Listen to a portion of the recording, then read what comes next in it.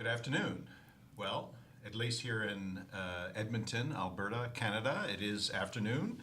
I'm not sure about elsewhere in the world. We now have our second panel from the University of Alberta, and this one is on information literacy. We're very lucky to have three speakers here, and I'm going to let them introduce themselves, starting with Jennifer Chesney. Hi, everybody. I'm Jennifer Chesney Schaefer. I'm the Associate Vice President of University Digital Strategy at the University of Alberta.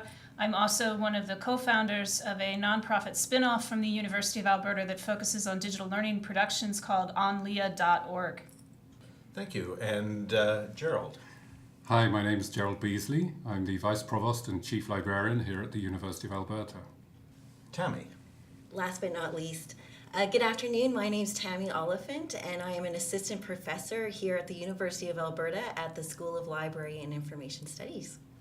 Great. And I should say my name is Geoffrey Rockwell. I'm the director of the Kule Institute, which is the organization that is hosting this Around the World conference. The question I want to start with is, how has digital media challenged and or unsettled our notion of truth? So I'll take a shot at that. My perspective as a creator of digital media, going back since the beginning of really the public internet in 94, 95, I think the three big things that are really upsetting the balance as a creator are bots. They're easy to create and they're easy to put out en masse, and they impact opinion in all kinds of ways. It used to be quite subtly, and now in the past year the general public start understanding that this is out there. Complete awareness, though, I think we're still quite far away from of how much manipulation of news and information has been going on in the past 20 years in the internet. Secondly, design mimics, so very easy with style sheets and HTML5 to simply completely mimic a very reputable digital source and put in different types of news and information and have that be as believable simply because it looks believable. So design has a big piece of this.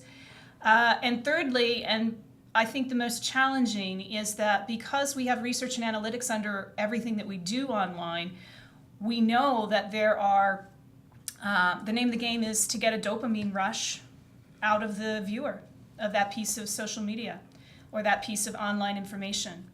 And so headlines are being written for the dopamine rush, and content, whether it's true or false, is being geared towards getting that hook and keeping that user engaged with your product, whether it is a healthy product or an unhealthy product.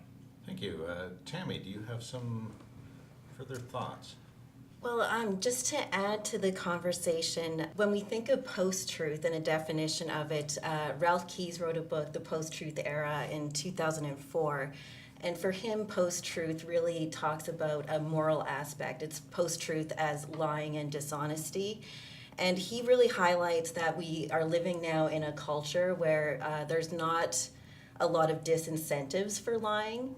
And we're also seeing that people are really encouraged to promote different aspects of themselves, to exaggerate their credentials. So I think underpinning this whole idea of truth is this culture that promotes these certain ideas. And I think that really also relates to our conceptions of truth and knowledge. And what we're finding, a lot of research is showing that when people are searching for information on the internet, for example, they're conflating their searches for actual knowledge. So they think they know something when in fact they don't. So I think that also plays a role in how truth is being undermined online. Absolutely. Mm-hmm. So I'd like to talk a second about some of the institutions that we sometimes turn to when we think of the preservation of information and knowledge, specifically the library and also the academy. Perhaps, Gerald, you'd like to start with tackling a question: how does fake news impact libraries and the academy in general? Well, thank you. That's a great question. And by the way, I have really enjoyed and benefited from the previous speakers on these topics. And so I'm going to leap in and talk a little bit about the culture of credibility, which I think is critical in terms of how we would regard libraries. It seems to me, I took this phrase from Adrian John, who wrote The Nature of the Book in 1998, and it was really a kind of comment on the scientific revolution in the 17th century and how the printing press appeared to deliver a culture of credibility to a society that previously would not have regarded the printing press as having any credibility. I like the phrase because I think it's very useful. It can be applied elsewhere. Of course, some people would say the culture of credibility in Britain would have been, the BBC. And the problem we have now with digital media is very much that people are trying to find where is that culture of credibility, like what is it that I can believe in? Mm-hmm. As Jennifer and Tami have illustrated, there's a lot of challenges to that in a digital media. One of the issues that's come about as a result of that, in my experience, is that libraries are increasingly looked at as perhaps the next source for the culture of credibility.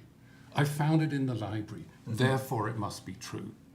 I think libraries have to resist this notion. I don't think we've ever wanted to have that role, and I'm really keen that we don't find it foisted on us in a world where everybody's looking for credibility. My belief is that libraries should allow skeptics to search for the truth without challenging their skepticism or the value of their search. So the internet is a dangerous place for skeptics and for seekers because it's dangerous for skeptics because of the very widely noted echo chamber effect, whereby our own beliefs and opinions tend to be reinforced. And you can imagine going into a library and continually finding yourself at the same classification space and always finding that you've been put there and you're not allowed to experience the rest of the library. That would be a simple analogy.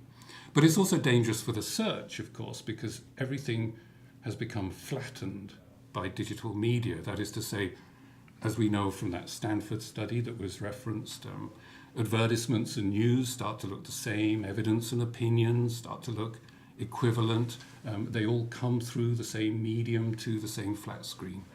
And so seeking anything that we might call truth in the internet is, I would say, very fraught and not very rewarding. So the tendency that I think libraries have to resist is, well, if it's not there, can it be over here? Can we find what we're looking for, this culture of credibility, or in other words, some concept of the truth, in the library? Mm-hmm. Mm-hmm. I don't think that is what libraries are designed to deliver. Right. So I think that would be my comment on the challenge that we're facing. Let me open up the other part of that question to Jennifer and to Tami. How about the academy? How about the university? And I'm going to try to make this a little bit more fraught. It seems to me in many contexts, like writing grant proposals, asking the province for money, we subtly make the claim that we are, in some sense, custodians of truth. Perhaps the library wants to avoid doing that, but academics are a little bit more willing to put their hand up and so on. So do you think this has had an impact on the academy, or do people no longer believe that we have a role in falsity and truth? Or should we be standing up to it? Should we take responsibility for it?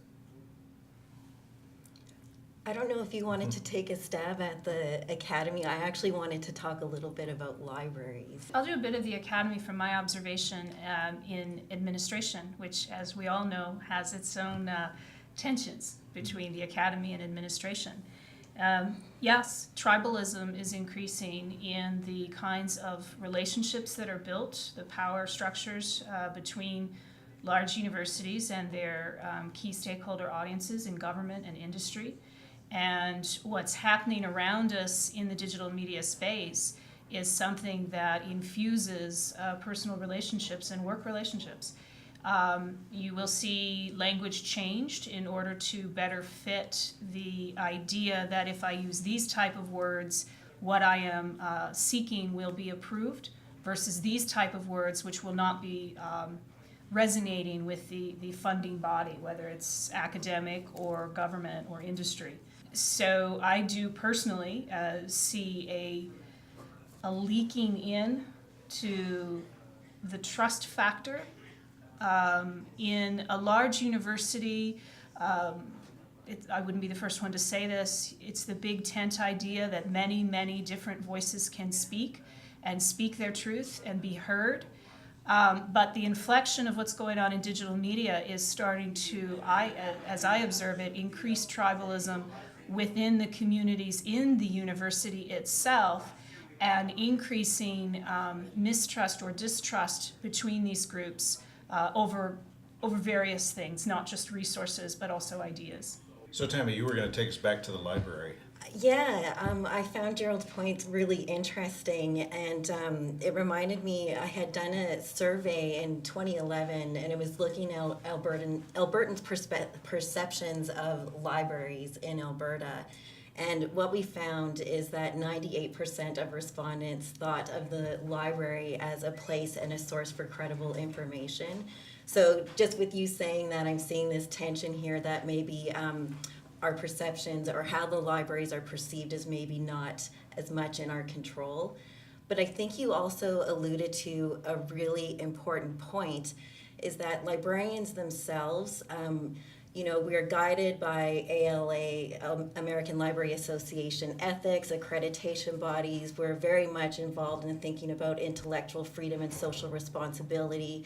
So I absolutely agree with Gerald that the libraries aren't a place where truth will be prescriptive.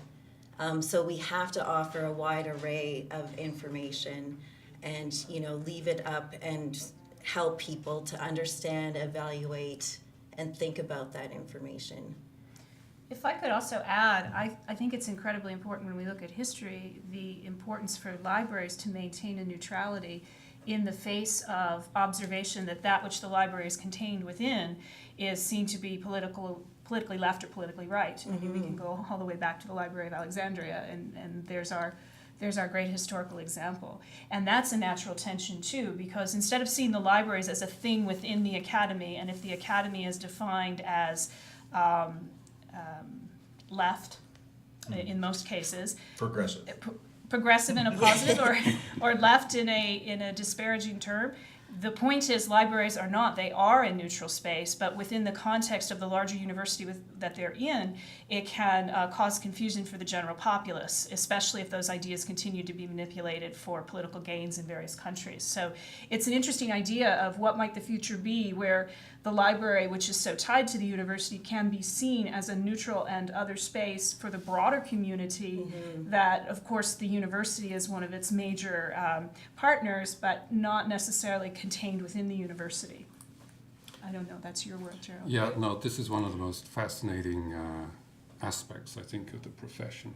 I'm going to relate it a little bit to the notion of implicit bias, because I think one of the things librarians as a profession would always say is, we know we don't. We know we can't present a truth. Like that's not our role. Our role is to provide ways forward, really. One of the things we can't load on to the profession, I think, is a notion that somehow librarians are going to be responsible for the truth. Mm-hmm. Because we all have our implicit biases, we all have issues with truth, truthiness, credibility, however else we want to describe it. It seems to me that the way in which, this is very interesting, that 98% of Albertans would expect to find sources of truth, I guess, in the library. Well, hopefully they can, but hopefully it's the truth that they were seeking. It's not necessarily the truth that was delivered, so to speak. And I think there's a big difference for the profession there. The profession would feel much happier, I think, thinking of, yes, I mean, we're very happy if we can move people forward and if they feel like, oh, I found what I was looking for. But they wouldn't be happy about saying, oh, this is what you're looking for, and that's the only version that I can present to you. I think the implicit bias is an interesting concept in this relationship with the profession. Let me talk a second about implicit bias. So I'm going to talk about the discipline of philosophy. So we also think that we are not in our classes teaching the truth, that we're actually trying to create a space for the discussion of and the confrontation of truths But as people point out, we make decisions about what courses, what's going to be read in those courses. Right. We may give students access to a variety of truths, but we are restricting the horizon. And to give two examples, Boethius was probably the most read philosopher in the Middle Ages. We don't teach Boethius, except in graduate classes or something like that. Ayn Rand, one of the most popular, especially in the IT sector, not contemporary, but recent philosophers. We don't teach her. There's a sort of implicit consensus that she's not really a very good philosopher. We don't need to include that truth in the thing. Aren't libraries making decisions in a similar fashion and restricting a horizon to what is, to use a phrase that was brought forward in the last panel, what is off stage, as opposed to what is Absolutely. going to be on stage? All the time, sad to say. We fail all the time. And when you look at the versions of documentation that libraries will bring in and say, this is our version of history, you can see that entire cultures have been are missing from the record. Yeah. They're not included. And we don't have to go far. It's indigenous cultures would be the very first one might think of, but there are many others. Absolutely, we do not overcome the limitations that we have. I think just being aware of that is part of the important message that we seek to deliver. We know that we don't hold. We know that we're not bearers of truth. We couldn't possibly be. We're much more modest than that.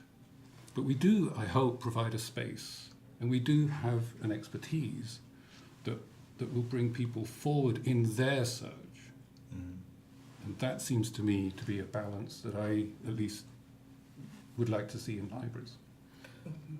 So I want to switch to a different question. A recent Stanford study, and you alluded to it before, found that students have difficulty judging the credibility of websites. And the majority of students mistook advertisements for real news and couldn't identify fake news sites. Is there an assumption that the born digital generation is more educated about the web? And why would that be or not be the case? And to some extent, what role do we have in teaching information literacy? Perhaps, I think, Tami, this is something you care about a lot. Yes, thank you. I'm delighted to answer this. Take the first stab at it. So basically, just to define information literacy, it's the process of evaluating, retrieving, and being able to use information. And just to return specifically to the digital natives, the finding of the study was that elementary school students, high school students, as well as undergraduates, the way they describe their information literacy was bleak. So what we're seeing here, the first thing that I'd like to say is that I think it does everybody a disservice to talk about digital natives and using that term, actually. I was just reading a book by Cal Newport, who's a computer scientist at Georgetown, and he likens giving iPads to children and expecting them to do great things or considering them as geniuses is totally unfair. It's like giving them Hot Wheels and expecting them to know how to fix a car or to drive one. So I think this does a great disservice to especially older generations who have developed the internet and so much of the technologies that we use. It also overlooks the digital divide. And the other thing as well is, Gerald alluded to this earlier, we are all susceptible to the exact being taken in by fake news. And I can't believe I'm going to share this story, but one time I was reading a Wikipedia article on Henry Winkler, and it said that he disliked Ron Howard because he was a ginger, and for a minute I believed it. So when you think of our beliefs, they're not left or right. Everyone is susceptible. More people that are identified as liberal believe in anti-vaccination, for example, opposed to GMO foods. So this isn't an age thing, and it also isn't a gender thing or a political thing. All of us are susceptible to this. So I think what this really brings to the fore is that we have to reflect on our own biases and what we're bringing to any kind of information that we're examining. Credible information can be wrong, our beliefs can be wrong or erroneous. So I think an important element to information literacy is, of course, the credibility, the evaluation, but it's also the internal conditions and the experiences that we're bringing to it. And the third component that I'd like to raise is that I think we've been giving commercial companies, algorithms, way too much of an easy ride. And we need to reflect and really think about how these algorithms are shaping how we're interacting with information. Mm-hmm. Jennifer, you mentioned before the business of templates. Yeah. In some sense, how you can no longer judge a book by a website by its cover, so to speak. That's right. Since they're all equally nicely covered. Do you want to take that a little bit further? Yeah, I really agree with a lot of what Tami was saying, particularly the last point about giving up our freedoms to larger corporate algorithmic structures of information flow. So to be maybe a little marketing speak, so forgive me for this. So boomers built the scientific internet, but Gen X, my generation, built the public internet.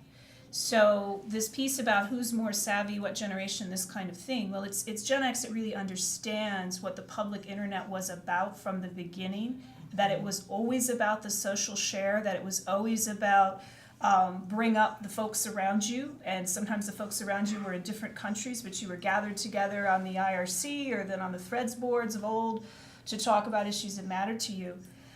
The millennials are children of the boomers, and so some of the millennials are very savvy online and have become more and more savvy, but quite a few of them are just as much holy fools in that space, in the Wagnerian sense, as their boomer parents who are on the public and non-scientific side. But they are becoming increasingly aware of the issue, and the best thing about the millennials is how they have activated the space of online in a way that really a much smaller group of us Gen Xers did, really starting back in the mid to late 90s with early World Trade Organizations and protests around that type of change in economic power throughout the globe. And the generation that I look at a lot, I obviously build product for them, I'm thinking about them all the time, is Gen Z. Who come up on the iPads, playing the games, learning about choices and truths within a gaming culture has its own challenges and will, again, change the face of how we are both working together in the online space and more and outside of the online, how that influences our other spaces. So I kind of went off in a different direction there. I'm not sure if I answered your question. That's fine. You went off in a very interesting... I was picking up on what you had said earlier about the availability of templates and the ability to make a very professional looking website. Yeah. But I think what you're talking about is reinforcing the point of to be very careful about this digital natives distinction. Yeah. And this assumption that people will necessarily get it. That's right.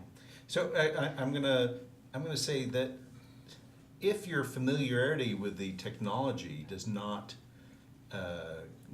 give you any advantage in discriminating, what would give you the ability to discriminate? What would give you the literacy to be able to ask, did Henry Winkler really not like gingers? Is it just basic skepticism, or are there aspects of it that have to do with social media that we can teach or expose students to? Well, I would certainly chime in that that's where the social structures become super important, because this has definitely happened since the U.S. election, where literally millions of women in the United States are now activated to understand the truth of what's happening and the falseness of what's happening in digital media. and they are challenged, and I see this all the time. I live in the milieu, challenging each other on, I think this just happened, or I think this has been said. Well, no, it actually hasn't. And the debate of that, I think, is incredibly healthy. It's organic. It's shaping very fast. It's happening right now in France with the election coming up there. So there is an awakening in the online space, multi-generational, of people realizing, wow, there has been a lot of manipulation going on that I didn't understand, because those of us in marketing, we do understand that. It's been a course of business for decades. But now they're reaching out to each other through their social circles in, fact-checking it on Snopes, or trying to find other sources of the same story and looking at the bits of facts in each story, which I think is really, really positive, and actually a great place to then bring in the edge that the library can provide as far as at least sourcing different versions of that same story, so that there can be a critical comparison among the social set. I think that's so important, and one of the things that's really important about it is that you've introduced a more positive aspect of the world that we're living in. Yeah. There really is a silver edge to this cloud, if you like, a silver lining, and it's the awareness that will come, and that has already come, and will increasingly come, I think, about the need for thinking about sources, thinking about citations, thinking about who's been actually fabricating this information and calling it knowledge, or calling it fact, calling it truth. I really do strongly believe that faith in human nature includes faith that there will be people who are actively seeking to valorize the information that they're receiving. We are not facing a tide of people who just don't have a clue and are going onto the internet and just finding and believing whatever they happen to come across. It's just not like that. And I think one of the really important things that you're saying there is that one of the things the internet does is enable a new sophistication, if you like, a new and stronger pushback on things that used to be described as, well, you'll take that because the BBC said it, or because something else, Well, now, no. I mean, we can actually do a lot more verification, and there's a lot of good getting done by a lot of people who are actually they have now tools that they never used to have. Yes. For verification. From my perspective, there's an intellectual renaissance happening in the digital space today that is all centered around this global awakening to the types of just business as usual that had been happening on the internet and in news media, digital media and print, and an awakening to that. So that's not to be overly optimistic, but I absolutely agree with Gerald that we are moving to a place where, much like the same work that we're doing with digital learning at scale with massive open online courses, the democratization of education, of critical thinking, of critical awareness, of understanding opinions that aren't yours, that's happening too, as are the echo chambers and the kind of circles of hatred. But so there's a balance in the frisson, if you will, that is evolving as we speak. And perhaps the Academy is a little self-protective. Oh. Perhaps it likes to believe that that this isn't happening, that only bad things happen out there, and inside the Academy is the only place where we can do the good stuff. And I think one of the important points you're making is that maybe that's not true. It may never have been true, but it's certainly not true now.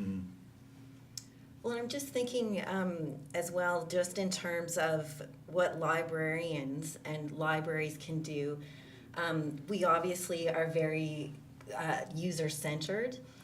And I think that, we're having that conversation in librarianship as well, when we're thinking about the user's information environment and what information we're offering in the library. Is that actually enhancing their knowledge base? Is that enhancing their information environment or not? So we're thinking of these critical questions.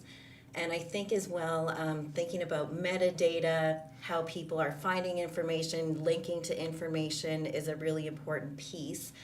And the flip side of, post-truth, fake news, information glut, there's also a role for librarians in the sense that a lot of people now are concerned about authoritarian states and privacy, surveillance. So I think the flip side of this is also areas where librarians in particular can contribute as well. Mm-hmm. And if I may say, this does seem to me a very critical role for libraries, is to provide what I would think of as a safe space, meaning a safe digital space, one where privacy, confidentiality is respected appropriately, and in a non-commercial environment where the data that you're giving by receiving whatever you're receiving is not going to be used either commercially or by governments or by anybody else. I think the sacrosanct nature of the library, if it remains anywhere, it'll remain in that space. Mm-hmm. When we're talking about safety, I want to sort of make a lateral move to preservation, because I think one of the roles of the library, and to some extent the university, has been to preserve information so that it's available for these confrontations with different truths downstream in other times. But even in the departments, in some sense, I think we're in partly trying to preserve traditions of interpretation, and we may not teach every philosopher that ever existed, but we do try to bring back to life and bring back into a safe space other voices that people may not take seriously now. So let's talk about the archive. What role does it have to play?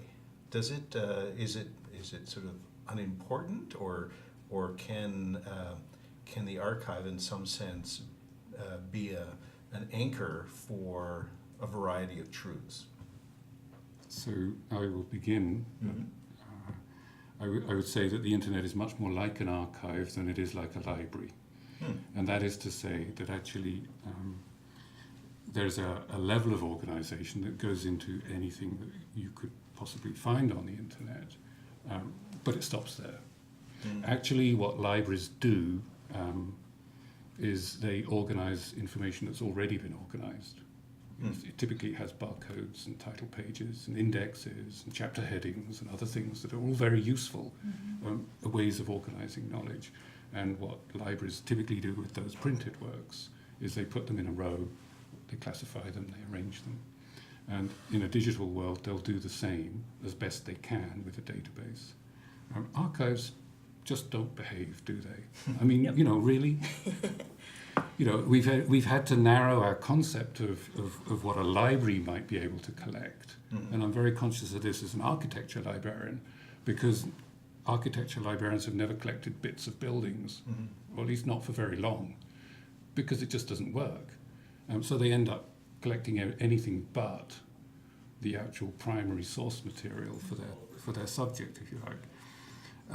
And it seems to me that one of the things the internet is doing is actually presenting a version, like the things that happen to be useful for the people that are putting the content onto the internet, and they're leaving out huge swathes of knowledge and information. But that's what archives are. It's great to know, in a way, that people now have a little more access in a positive light towards the kind of archival research that we used to say was, through this door, and you had to open this box, and something like an archive would be available to you.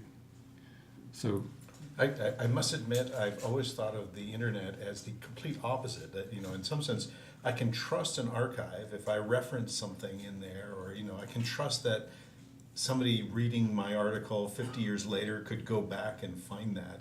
And with the internet, not at all. I don't, and maybe this has been my narrow focus on the preservation aspect of the archive. But Tami, do you have thoughts on the archive? And Well, just quickly to add, and it goes back to your earlier point about the roles and responsibilities of librarians and archivists, and preservation, collection, development, management. These are all areas in which people are making decisions about what to preserve, what to provide access to, what to curate, and so of course that is always going to be fraught with certain tensions.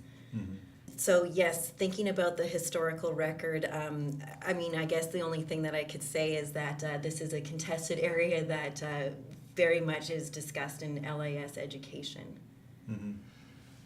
I would just also add that I think the preservation aspect in the internet is incredibly important, and to Gerald's point, having it in a safe space that it can be accessed. Many of us here at the University of Alberta were honored to work with the Faculty of Native Studies on their Indigenous Canada massive open online course, and to watch folks bring their histories from their teachers and their elders to bear was the first time that often many of those stories were now in a medium that can then be archived and accessed, and it is the most direct line of truth about that story rather than someone who interviewed someone and wrote a book and put it in the library. So again, we have this opportunity for deeper truths in cultures that have not traditionally been in the written word library and now are able to bring their oral traditions and teachings directly into the digital space. So the ability to preserve that, tag it, access it, hear the truth spoken by the truth holder is an enormous opportunity for us to truly understand each other on a level that we haven't been able to, at least those of us that have grew up in a Western education tradition. And on that note,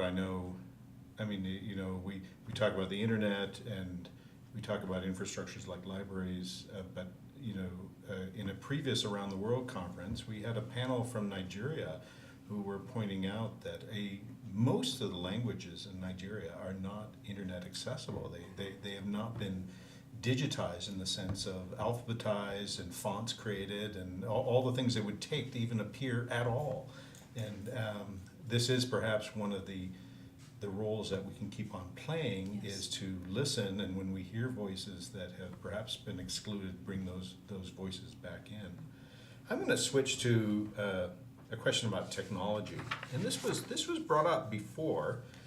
Jennifer was talking about bots. We heard earlier in the day, about algorithms and so on like that. There's a book that I read recently by Kathy O'Neill, Weapons of Math Destruction, which is about the problems of mathematical models. And all these technologies create different problems for the negotiation of truth. So I was wondering if under this sort of umbrella of technology, if any of you want to talk about the role of algorithms and perhaps our role also in university, in the academy and in libraries of understanding and trying to help people become literate in the role of algorithms, bots, stuff like that. That was a nice big one, right? That's a big one.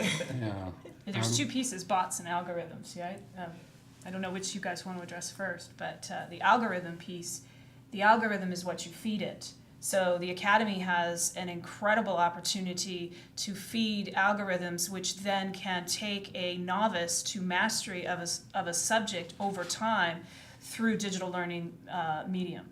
That's coming, that's being experimented with in Stanford and Carnegie Mellon, and that's going to continue to evolve. So the algorithm piece is a huge role, I believe, for the Academy and the masters of the subjects to get that information into algorithms that then help learners learn through a period of time. I do think that the danger with the algorithms is that we tend to look at the algorithms we're subject to and regard them as the algorithms. Actually, algorithms can be almost anything. There can be some really great algorithms. They don't have to be the hall of mirrors that we tend to experience when we log on.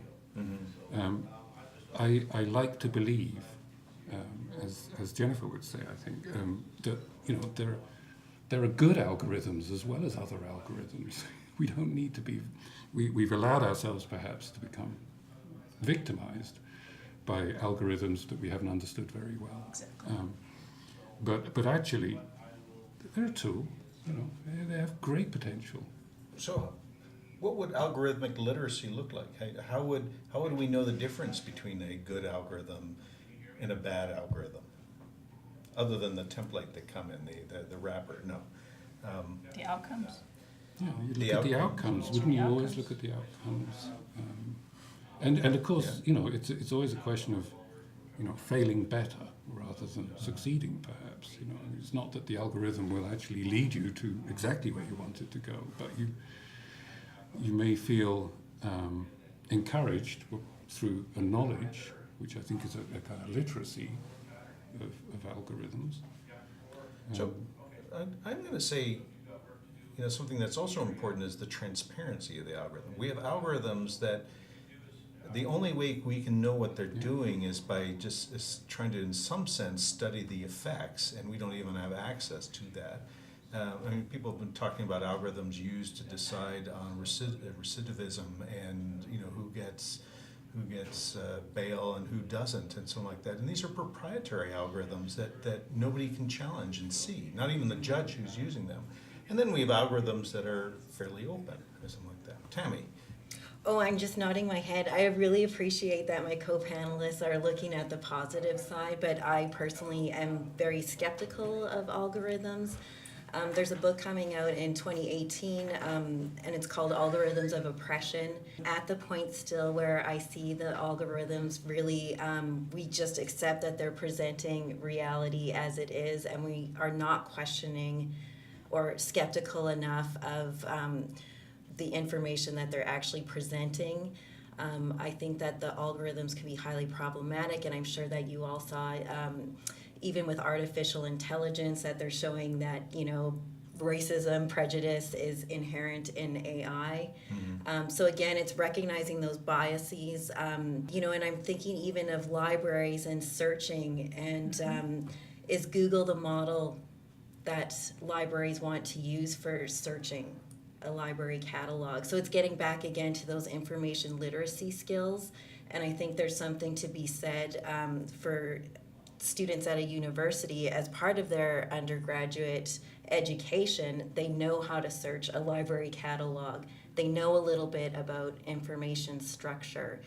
And again, I'm talking a little bit now more about digital media, but as Jennifer was talking about earlier, Gen Xer too, so I grew up, I knew what a dictionary looked like. I knew what an encyclopedia looked like, analog versions. And then once you see it on the web, it's all smooth containers now. And I think it relates to the algorithms and it relates to digital media, and I'm still skeptical of that. Mm-hmm. In some ways, we were talking before about implicit bias, about the difference between being skeptical about the information you actually read and being skeptical about what information you're getting at all in the decisions Mm-hmm. made by the librarians.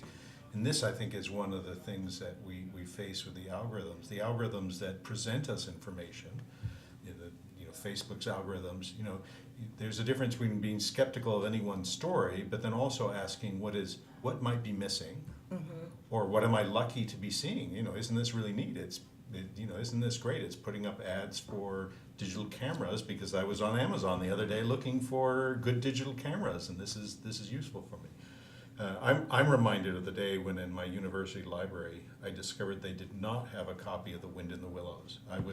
It was exam week. I needed comfort reading. I went in. I was just, it never occurred to me that a library would not have a children's book that stressed out students like me needed to read. But there it was. I went to the librarian. They said, "Well, there's no course that needs that. It's not necessary." Let's return to bots, though. Mm-hmm. Maybe I was sort of eliding them, but I think of bots as in some sense simple algorithms. I think especially when it comes to Twitter, It's a different thing. Yeah. bots are becoming are making more noise than all the rest of us. Yep, because they can be automated, programmed.